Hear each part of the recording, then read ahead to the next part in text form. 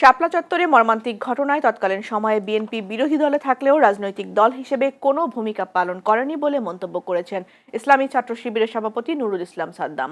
বিকেলে রাজধানীর মতিঝিলে ঘটনার দ্রুত বিচার দাবিতে আয়োজিত মানববন্ধনে এই কথা বলেন তিনি।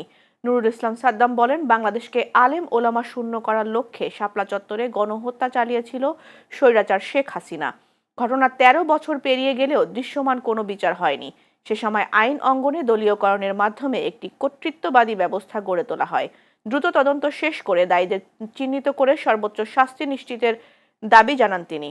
মানববন্ধনে জামায়াত ইসলামী সহকারী সেক্রেটারি জেনারেল মাওলানা আব্দুল হালিম সহ অন্যান্য নেতারা বক্তব্য রাখেন।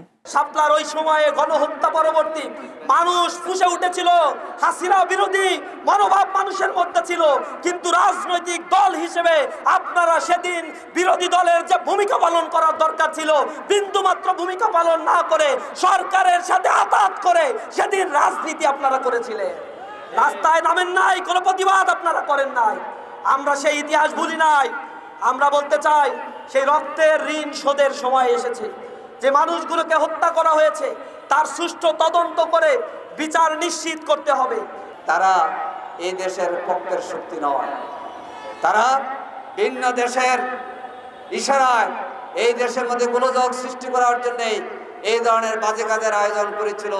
যত ধরুন বিএনপি সহ এই দেশের জাতীয়বাদী শক্তি যারা, ইসলামী শক্তি যারা, তাদেরকে শেষ করে দেওয়ার জন্যই তারা অপকর্ম করেছিল।